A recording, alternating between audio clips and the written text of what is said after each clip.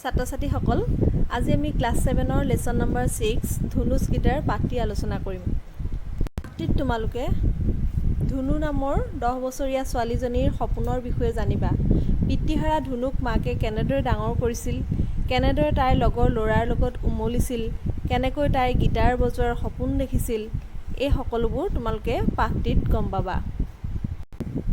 তাইৰ বাবে গীটাৰ এখন কিনাৰ সামৰ্থ্য নাছিল যদিও তাই গীটাৰ বজোৱাৰ সপোন দেখিছিল আৰু এই সপোন তাই কেনেদৰে পূৰণ কৰিলে এই বিষয়ে পাঠটিত তোমালোকে জানিবলৈ পাবা। এই পাঠটি ৰীমা দাসৰ ব্লেজ ৰকষ্টাৰ চিনেমাখনৰ কাহিনী আৰু এই চিনেমাখনে 2017 চনত স্বৰ্ণকমল বঁটা আৰু 2018 চনত ৰাষ্ট্ৰীয় ফিল্ম বঁটা পাইছিল। Dear students, today we will discuss class 7 lesson number 6 Dhunu's guitar, where Dhunu, a 10 years old girl, dreamed for a guitar and how she fulfilled it, how her mother struggled for daily life, all are described in the lesson. The lesson Dhunu's guitar is taken from Reema Das Blaze Rockstar, who is got Swarna Kamal Award on 2017 and 65 National Film Award on 2018. Let's go for the lesson Dhunu's guitar. Dhunu's guitar, ধুনুৰ guitar. পাঠটিলৈ যোৱাৰ আগত বক্সত তোমালোকক কিছুমান কথা কৈছে, চাই লোৱা। What do you want to be when you grow' up? তোমালোকে যেতিয়া ডাঙৰ হ'বা তেতিয়া কি হ'ব বিচৰা? The job that we do to earn money when you grow' up is called a profession. যিটো কাম কৰি টকা উপাৰ্জন কৰিব পাৰি, তোমালোক ডাঙৰ হ'লে যিটো কাম কৰি তোমালোকৰ অৰ্থ উপাৰ্জন কৰিবা সেই কামটোকে কোৱা হয় বৃত্তি অৰ্থাৎ profession. Work with a friend who is sitting next to you. তোমাৰ কাষতে থকা বন্ধুৰ সৈতে তোমালোকে কাম কৰা, তলৰ এক্টিভিটিখিনি কৰা। Tell each other about the profession of your father or mother or both. ইজনে সিজনক তোমালোকৰ ফাদাৰ অৰ্থাৎ দেউতাৰ, মাৰ বা অন্যান্যসকলৰ প্ৰফেশ্যনছ অৰ্থাৎ বৃত্তিৰ বিষয়ে কথা পতা। নাও লুক এট পিকচাৰ্ছ বিলো। এতিয়া তলত দিয়া ছবিসমূহ চোৱা। They show' people who do different kinds of job. ছবিসমূহত তেওঁলোকে কি কি কাম কৰে তাৰ ছবি দিছে। How many can you identify? ইয়াৰে কিমানজনক তোমালোকে জানা বৃত্তিৰ সম্পৰ্কে। Write the profession under each picture. প্ৰতিখন ছবিৰ বিপৰীতে তেওঁলোকৰ বৃত্তিসমূহ অৰ্থাৎ প্ৰফেশ্যনসমূহৰ নাম লিখা। One has been done for you. এটা কৰা আছে। ফাৰ্ষ্ট ফটোখনত দেখিছা teacher, that is. Next one is doctor, third one is police. Next singer, engineer, scientist. এইসমূহ তোমালোকে নিজে আলোচনা কৰিবা লগৰ বন্ধুৰ সৈতে। হোৱাট আদাৰ প্ৰফেশ্যনছ কেন ইউ থিংক অফ? আৰু অন্যান্য বৃত্তি বা প্ৰফেশ্যনৰ বিষয়ে তোমালোকে কি জানা? এই ফটোখনত তোমালোকে দেখিছা এজনী ছোৱালীয়ে গীটাৰ লৈ থকা ছবি। গতিকে এই গীটাৰ আৰু এই ছোৱালীজনীয়ে হৈছে এই পাঠটিৰ বিষয়বস্তু। এতিয়া আহাচোন আমি পাঠটোলৈ যাওঁ। Let us read about a young girl called Dhunu who wanted to be a musician, a rock star. আহা আমি এজনী ছোৱালীৰ বিষয়ে পঢ়োঁ। তাইৰ নাম হৈছে ধুনু আৰু তাই ৰক ষ্টাৰ হ'ব বিচাৰিছিলে গান গাই। Dhunu is the name given to this young girl from Kalardia village near Chaygaon in Kamrup district of Assam by celebrated Assamese film maker Rima Das. Dhunu হৈছে সেই ছোৱালীজনীৰ নাম আৰু তাইৰ ঘৰ হৈছে কালাৰদিয়া গাঁৱত, ছয়গাঁও, কামৰূপ জিলাৰ ছয়গাঁও নামৰ ঠাইখনতে আছে সেই গাঁওখন। আৰু অসমৰ এখন জিলা কামৰূপ, সেই কামৰূপ জিলাৰ ছয়গাঁৱৰ কালাৰদিয়া ভিলেজত তাইৰ ঘৰ। আৰু এই নামটো আৰু এই গাঁওখন এই সকলোবোৰ অসমীয়া ছবি নিৰ্মাতা ৰীমা দাসে তেওঁৰ চিনেমাত উল্লেখ কৰিছে। Next paragraph. We no' of Dhunu and her dreams from Rima Das movie bless Rockstar, which won several prestigious prizes including the Swarna Kamal Award for Best Feature Film in 2017 and the 65 National Film Awards 2018. ধুনু আৰু তাইৰ সপোনৰ বিষয়ে আমি ৰীমা দাসৰ cinema bless ৰকষ্টাৰত গম পাইছিলোঁ আৰু সেই চিনেমাখনে বহুতো পুৰস্কাৰ লাভ কৰিবলৈ সক্ষম হৈছিল। প্ৰাইজেছ মানে পুৰস্কাৰ, আৰু সেই পুৰস্কাৰসমূহ হৈছে স্বৰ্ণকমল এৱাৰ্ড, স্বৰ্ণকমল বঁটা, যিখনে 2017 চনত পাইছিল আৰু 65 নেশ্যনেল ফিল্ম এৱাৰ্ড পাইছিল 2018 চনত। Place Rockstar was also India's official entry in the Best Foreign Film category at the 91 Academy Awards Oscars and was much appreciated even though it did not win an Oscar. Place Rockstar ছবিখনে আনুষ্ঠানিকভাৱে best foreign film অৰ্থাৎ বিদেশী চিনেমাৰ কেটেগৰীত 91 academy এৱাৰ্ডছত অস্কাৰৰ বাবে মনোনীত হৈছিল যদিও অস্কাৰ বঁটা লাভ কৰিবলৈ সক্ষম নহ'ল। Next paragraph. Dhunu is a 10-year-old girl who lives with her mother and elder brother Manobendra. Dhunu হৈছে 10 বছৰীয়া এজনী ছোৱালী আৰু তাই মাক আৰু তাইৰ ককায়েক মানবেন্দ্ৰৰ সৈতে বাস কৰে অৰ্থাৎ থাকে। Her father died some time ago. তাইৰ দেউতাকৰ অলপ দিনৰ আগেয়ে মৃত্যু হৈছিল and they are quite poor আৰু তেওঁলোক বহুত দুখীয়া আছিল। Dhunu's mother tries to make a living by selling snacks at local events and Dhunu helps her when she is not at school. ধুনুৰ মাকে সাধাৰণতে মানে কাষতে ঘৰুৱাভাৱে বনোৱা বিস্কুট বিক্ৰী কৰি তেওঁ জীৱিকা নিৰ্বাহ কৰিছিল আৰু ধুনুৱে স্কুল নথকা অৱস্থাত এই কামত মাকক সহায় কৰিছিল। In her free time, Dhunu spends her time playing with her pet goat and her friends Rinku, Balaram, Vishnu and Bhaskar. আজৰি সময়ত ধুনুৱে তাইৰ ছাগলী ঘৰত ৰখা ছাগলীটোৰ সৈতে খেলে আৰু তাইৰ বন্ধু ৰিংকু, বলৰাম, বিষ্ণু, ভাস্কৰ ইহঁতৰ লগত খেলি সময় পাৰ কৰে। She loves to climb trees, ride bicycles, swim in the river and play in the paddy fields with her friends. তাই গছ বগাই ভাল পায়, চাইকেল চলাই ভাল পায়, নদীত সাঁতোৰে আৰু খেতি পথাৰত বন্ধুহঁতৰ সৈতে খেলে। খেতি অৰ্থাৎ ধাননি পথাৰত খেলি থাকে। The women of the village often scold her for not behaving like a girl, spending time with boys and playing boys games. গাঁৱৰ অন্যান্য মহিলাসকলে তাইক সদায় গালি দিয়ে তাই যিহেতু ছোৱালীৰ নিচিনাকৈ নাথাকে আৰু তাইৰ লগৰ ল'ৰাৰ লগত সদায় ল'ৰাৰ খেলবোৰ খেলাৰ বাবে তেওঁলোকে তাইক সদায় বেয়াকৈ কয়। But her mother does not stop Dhunu from doing anything she likes and instead gets angry with the other women. কিন্তু তাইৰ মাকে ধুনুক এই কামবোৰ তাই যিবোৰ কাম কৰি ভাল পায় এইবোৰ কাম কৰাত বাধা নিদিয়ে আৰু তাই অন্যান্য মহিলাসকলৰ নিচিনাকৈ খঙো নকৰে। She reminds them that none of them came to help her after her husband's death. তাই এই কথা মনত পেলায় যে তাইৰ হাজবেণ্ড অৰ্থাৎ তাইৰ মানুহজনৰ অৰ্থাৎ স্বামীৰ মৃত্যুৰ পাছত তাইক কোনো ওচৰৰ চুবুৰীয়া মানুহে সহায় কৰিবলৈ অহা নাছিল। She has been doing both a man's job as well as a woman's job, earning money and looking after her children, her animals and her land. তাই অকলেই তাইৰ মানুহজনৰ মৃত্যুৰ পাছত তাই অকলেই মাকৰ দেউতাকৰ অৰ্থাৎ মহিলাৰ বা মতা মানুহৰ সকলো কাম তাই অকলেই কৰিছিল, টকা উপাৰ্জন কৰিছিল, ল'ৰা ছোৱালী চোৱা চিতা কৰিছিল, ঘৰত থকা জীৱ জন্তুৰ কেয়াৰ লৈছিল আৰু খেতি পথাৰো তাই চম্ভালিছিল। One day Dhunu and her friends come upon a group of boys practicing music for a local event. এদিনাখন ধুনু আৰু তাইৰ লগৰ ল'ৰা ছোৱালীবিলাকে দেখিলে যে এদল ল'ৰা আহিছে এটা স্থানীয় ইভেণ্টৰ কাৰণে এদল মিউজিচিয়ান অৰ্থাৎ গান গাবৰ কাৰণে এটা পাৰ্টি আহিছে। The musicians take no notice of the young children who quietly came into the room and stared at them, fascinated by the instrument.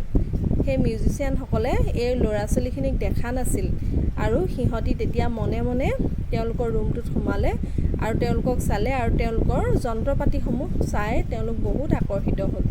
Dhunu and her friends touched the instruments with curiosity and surprise, having never come so close to musicians. ধুনু আৰু তাইৰ লগৰ বন্ধুসকলে এই গানৰ বস্তু যন্ত্ৰপাতিসমূহ চুই চালে।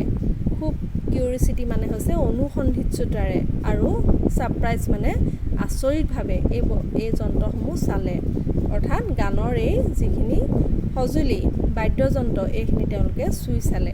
Having never কাম ছ' ক্ল'জ টু মিউজিচিয়ান কাৰণ আগতে তেওঁলোকে এনেকুৱা গান গোৱা ব্যক্তি বা বাদ্যযন্ত্ৰ দেখা নাছিল। Dhunu is especially fascinated by the guitar and later tells her friend that they should form their own band. ধুনুৱে গীটাৰখনক লৈ বৰ আকৰ্ষিত হ'ল গীটাৰখনৰ প্ৰতি আৰু তাইৰ লগৰ বন্ধুসকলক ক'লে যে তাই নিজে এটা গানৰ এনেকুৱা এটা বেণ্ড বনাব অৰ্থাৎ দল বনাব। She and her friends make styrofoam cutouts of guitars and other instruments and pretend to play them on stage. in the rains and in the fields. Dhunu she and her friends তাই আৰু তাইৰ লগৰীয়াসকলে ষ্টাইৰফৰ্মৰ অৰ্থাৎ সেই কাগজৰ কাটি ষ্টাইৰফৰ্মৰ guitar বনাব বিচাৰিলে আৰু বনালে আৰু তেনেকুৱা যন্ত্ৰপাতিবোৰ বনালে and pretend to play them on the stage আৰু ষ্টেজত এইবোৰ বজোৱাৰ অভিনয় কৰিলে in the rains বৰষুণত and in the fields বৰষুণত পথাৰত এই গিটাৰ আৰু অন্যান্য যন্ত্ৰপাতিবোৰ বজোৱাৰ অভিনয় কৰিলে The trees, clouds, cows, gods and other children become their audience and they began living their rockstar dreams. গছ ডাৱৰসমূহ জন্তু গৰু ছাগলী আৰু অন্যান্য ল'ৰা ছোৱালীবিলাক সিহঁতৰ দৰ্শক হ'ল আৰু they begin living their rockstar dreams আৰু তেওঁলোকে ৰকষ্টাৰ হোৱা সপোন দেখা আৰম্ভ কৰিলে Deep inside they know that they cannot afford a guitar গভীৰভাৱে চাই সিহঁতি অনুভৱ কৰিব পাৰিলে যে সিহঁতি এখন গিটাৰ কিনিব নোৱাৰে but instead of cursing their destiny they find their happiness by playing with the styrofoam instruments কিন্তু তেওঁলোকে তেওঁলোকৰ ভাগ্যক বা কপালক অভিশাপ দিয়াৰ বিপৰীতে তেওঁলোকে এই কাগজেৰে বনোৱা অৰ্থাৎ ষ্টাইৰফৰ্মেৰে কাটি উলিওৱা যন্ত্ৰপাতিসমূহ বজাই সুখী অনুভৱ কৰিলে One day Dhunu asked her mother if she has money in the bank to buy a guitar.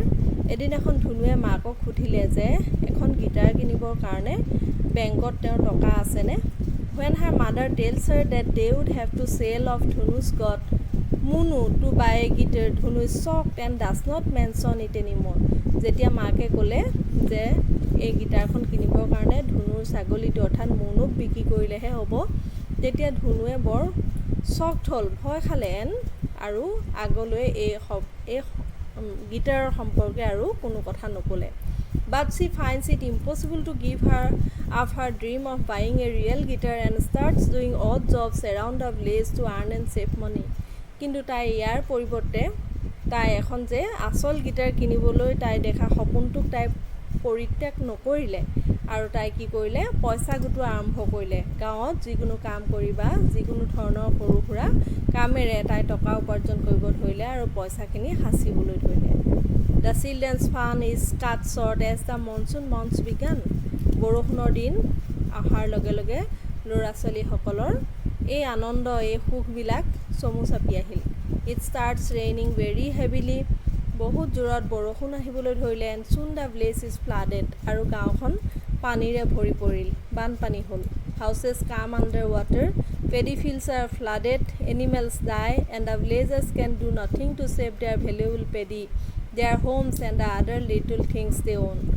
ঘৰবিলাক পানীৰে ভৰি পৰিল শস্য পথাৰবিলাক পানী হৈ গ'ল জন্তুবিলাক মৰিল আৰু গাঁওবাসীয়ে নিজৰ খেতি পথাৰ বচাব নোৱাৰিলে ঘৰবিলাকো পানীত ডুবি গ'ল আৰু অন্যান্য সামগ্ৰী সকলোবোৰ পানীয়ে উটুৱাই লৈ গ'ল Even the bridge that the children used to take to go to school is destroyed by the flood.